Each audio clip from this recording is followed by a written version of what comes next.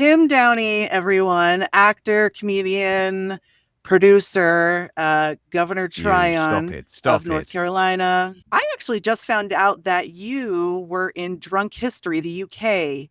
But Yeah, I didn't know that there was a UK version, and it kind of makes sense because the dry humor. exactly. And the Brits like drinking, strangely. So yeah, Yeah, yeah, that too. And you played Charles the First, right? played a multitude of different parts. I played like Napoleon's I think it was Napoleon's right-hand man who was drunk a lot of the time and sort of lost the Battle of Waterloo, something like that. And then I was on Scott's Antarctic expedition, which we recorded on a ski slope Ah, in Hemel Hempstead, which, if you know Hemel Hempstead, and not a lot of people will know, it's literally the last place on earth you'd look at and go, oh, there must be a ski slope there. It's like a dome with a one slope inside. That's it. But it's real snow. That's the key thing. So we did that. And I played as like a runner as well, who like broke the 4 minute mile and other little parts and pieces like that. But it was great fun. It was really good fun. unfortunately, we can't get it over here in the US. It's like impossible to find it. I could not find that. Contraband. Yeah, Contraband. contraband. What that Yeah, is. yeah. So you can do comedy and serious roles, more dramatic roles, which is how I came across you in Outlander as Governor Tryon, and or as I sometimes mistakenly pronounce it, Governor Tyrann. I don't like. Outrageous. You'd be the first against the wall when the revolution comes. I tell you, with insubordination like that. So you don't mispronounce your name like that. He doesn't say it. I'm Governor Tyrann sometimes like that. If again he was drunk, and then if anyone agreed with him, they will be the first against the wall when the Oh, it's revolution the comes. Oh test. yeah, Okay, yeah, okay. it's a simple process of quite literally elimination. Quite lucky to be alive now than back then. Then uh, you you were the perfect person for that role. Holy God, you were so believable as the governor. Oh my God, Oh, how did thank you you. get that role? Yeah, how did that come across your plate? Well, it's one of those things. It just sort of came up as in a part of and Sam, so I was very much aware of the show and all what was going on there. And then originally there was a part for Outlander that came up where I was playing. I think it was whilst they were in South Africa, and it was one of the twins, these kind of like card sharp twins, Ah, confidence tricksters. I think they were. ah. So I was up for one of those. And I thought, oh, okay, this will be fun. Um, Went in, thought, oh, I've done very well here. Didn't get it. Thought, okay, well, that was nice while it lasted. And then, sure enough, I suppose about 8 months, 9 months later, this part came up, and I thought, oh, this would be great fun actually to do because it is serious, but there are so many levels and layers to it. Just kind of within the world that someone like this would inhabit. It's a fascinating journey to kind of go on with them. And so you go in, you do your casting, you kind of go, well, I've learned the words and I'll do the bit. Yeah. And you hope that you get it. And sure enough, I did. And yeah, it was absolutely fantastic. And it was fantastic as well to be not only involved in the fourth series, but also the fifth series as well. So I don't think he was Mhm. meant to be in that. So that was great fun. But yeah, it was just happenstance and Wow. luck and being fortunate enough to be in the right place at the right time. A lot of luck for us too. I mean, seriously, you were both kind of like warm, but also terrifying as a British governor. Just, at least Blended. from an American point of view, we're like, those are the baddies. So, so yeah, Governor Tryon served under George III. Are you a George III fan? What are your thoughts on him? Well, George the Third. No, isn't George there? Is that the madness of King George? Yes, he went Is that mad several times, and yeah, that's right? And it was the play by Alan Bennett who wrote The Madness of King George, which yeah, which yeah, is yeah. absolutely brilliant. By the way, Hmm. Nigel Hawthorne um, plays in. Well, it's an extraordinary piece of English history and moment in time. The idea that we control everything, pretty much. We haven't quite got to Australia yet, I don't think, and we haven't conquered India yet, Hmm. but Hmm. we're well on the way to creating that empire.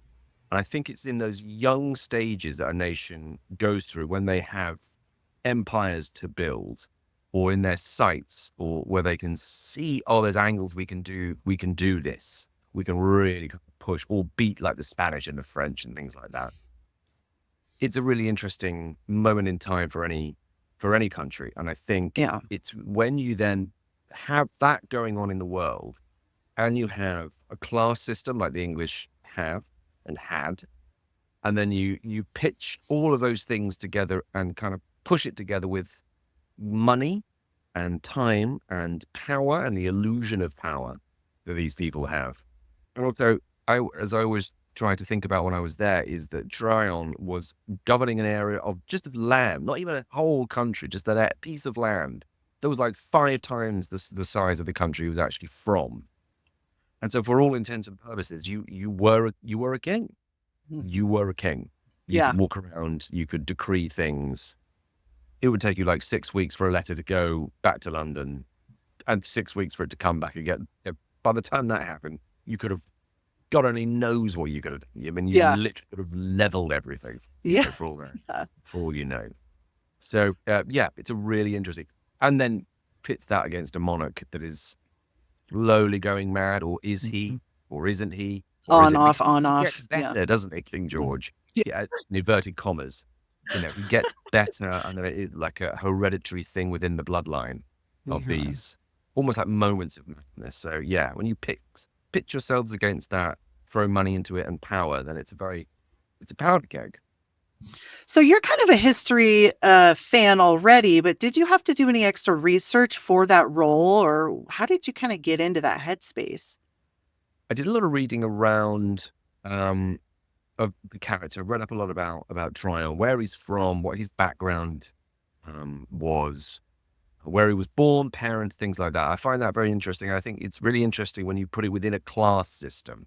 So in other words, someone like Tryon would have led the most extreme privilege that you could imagine. You think of privilege now, then just it goes through the roof, because there is that absolute sense that you are an empire builder. You, sir, you, my boy, you will conquer great lands. You will do this. People will bow down to you, and all of these things. And if you say that enough, and to those young minds where no one around is really going to tell you any different, it creates a certain mentality, and then it's being able to sort of go, right, okay, well that's the mentality. That's where he lives, and that's where Right. his sort of reasoning is.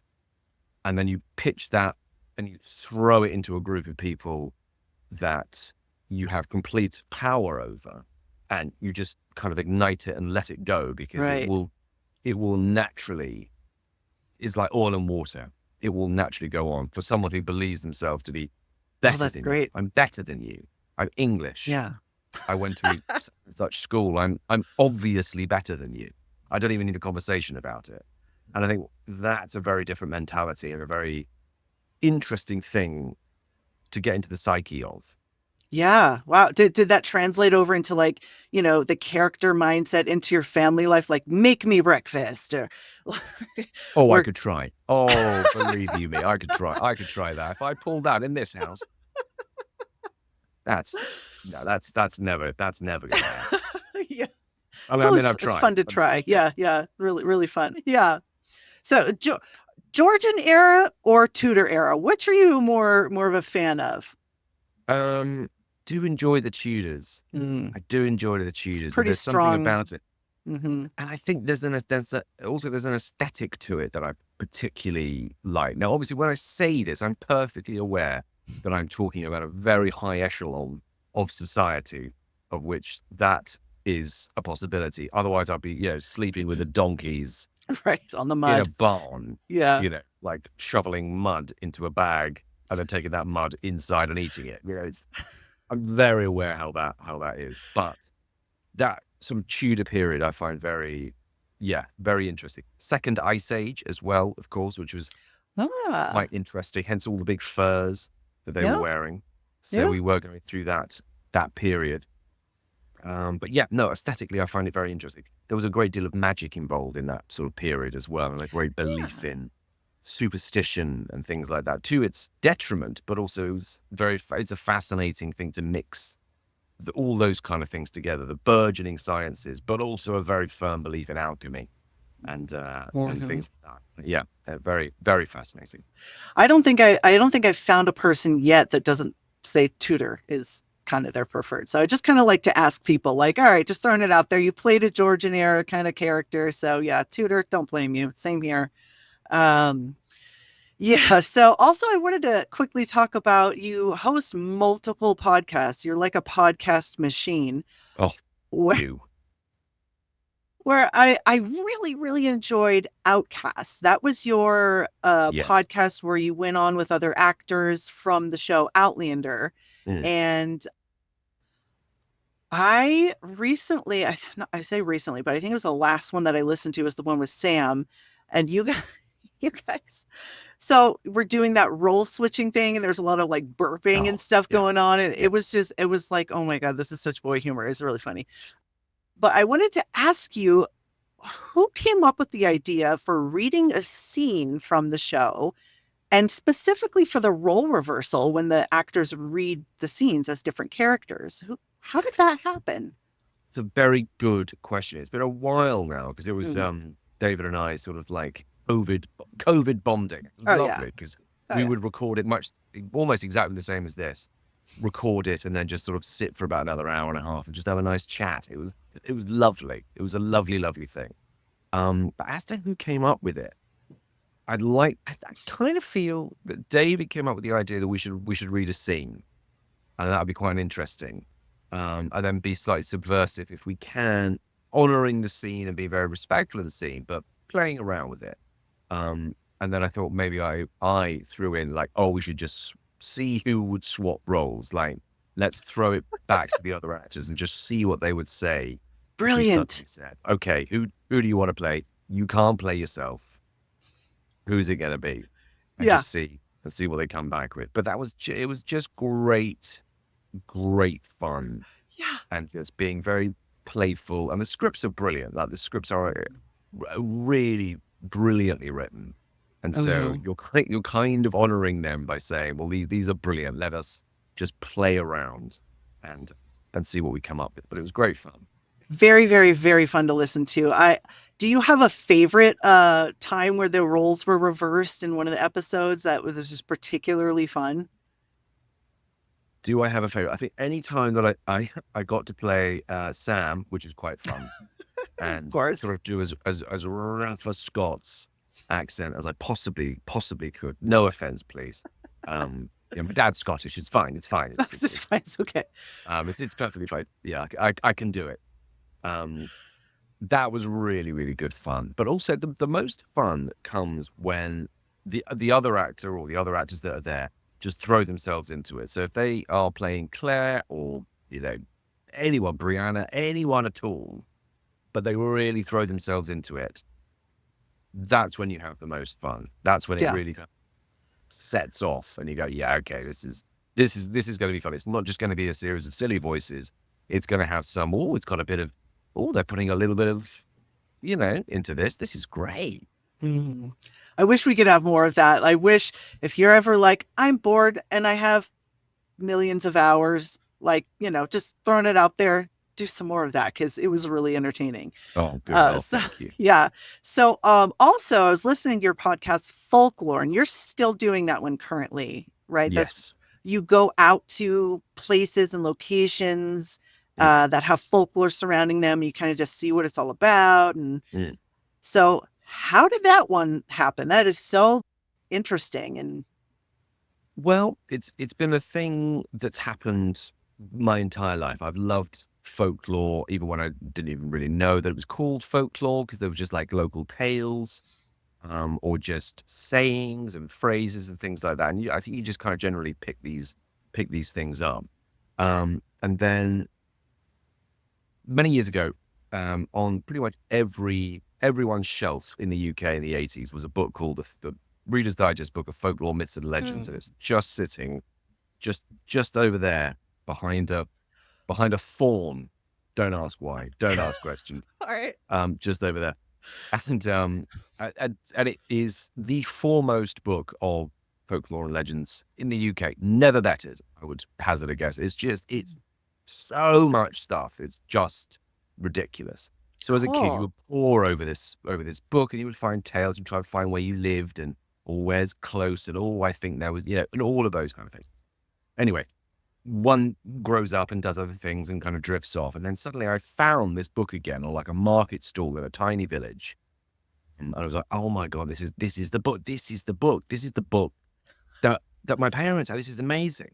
And then I did a podcast where they said, what would you bury in a time capsule? One of the things, No and one of the way. things I said was, this book I would bury because it is almost like a foundation stone into who I became, my sort of love of the wild and the magical and the strange and the Wow. mysterious and the sort of dark, but yet storytelling and the joy of storytelling, and Yeah. all of those things are kind of wrapped up within folklore. And Justin, who I co-present with, just happened to be at his family home in Guernsey, which is a small channel island off the UK. I just happened to hear it and was like, oh my God, the book is also on my shelf. Here is the same book, as he was clearing out his house. And so we got in contact.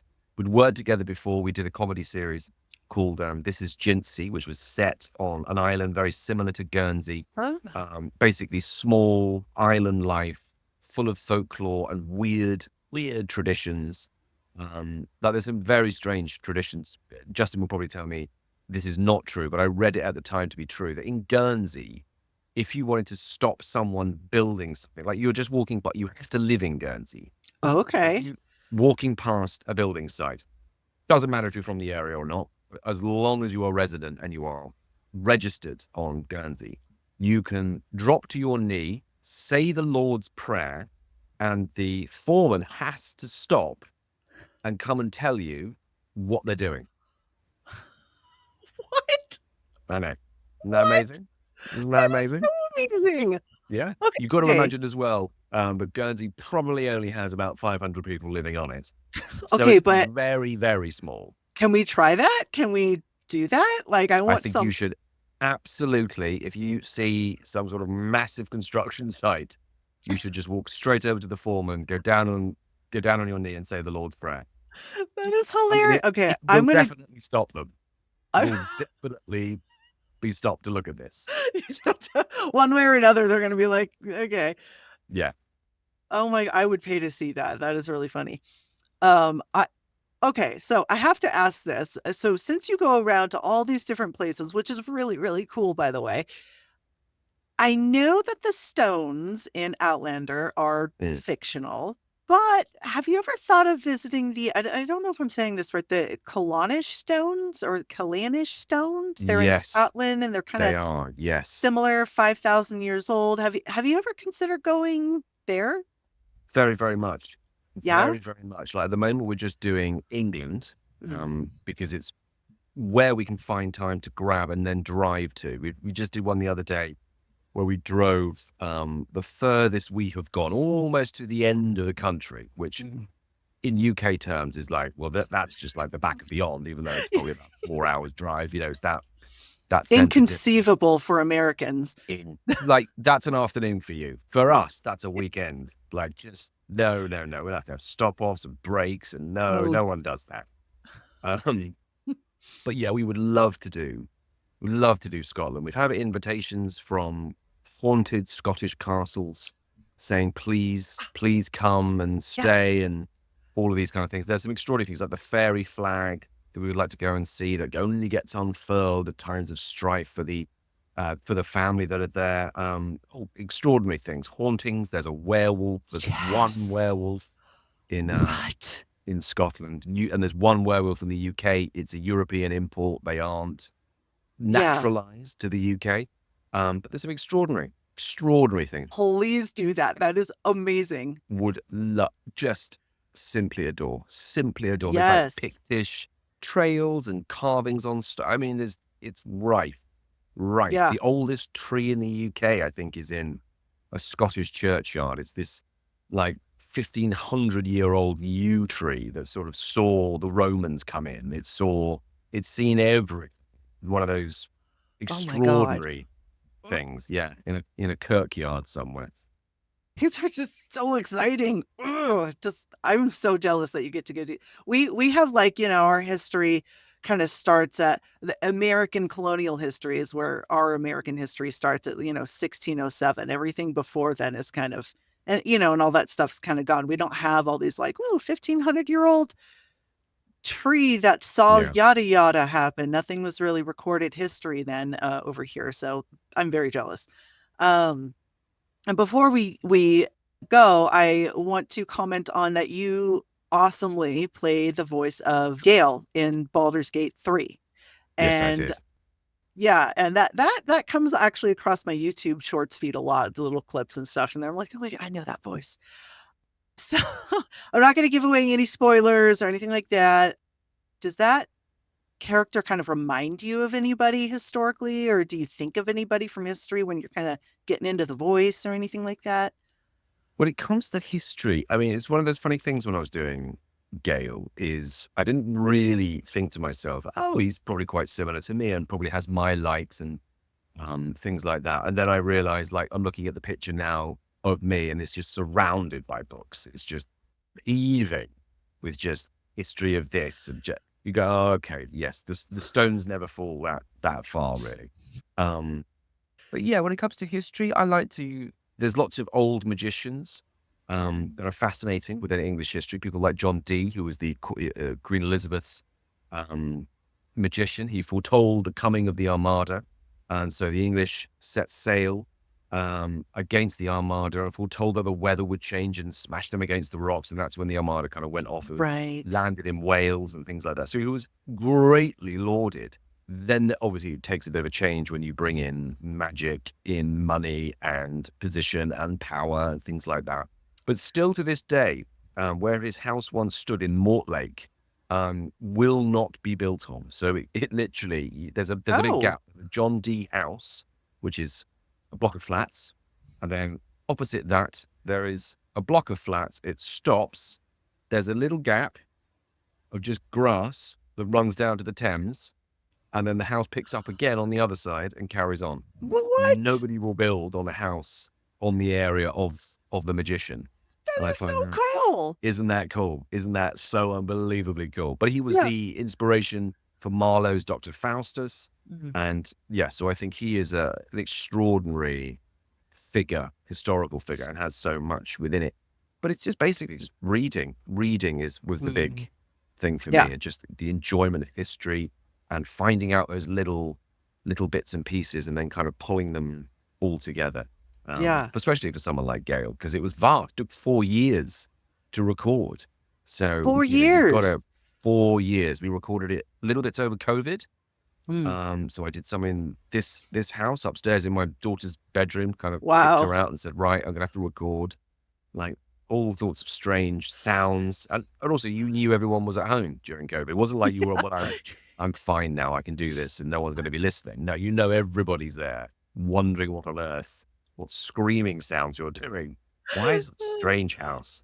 Um, but yeah, it was great fun. So I That's think, yeah, I awesome. think those are the things. A lot of reading, and yeah, and finding Okay. sort of in John Dee, I think. That's cool.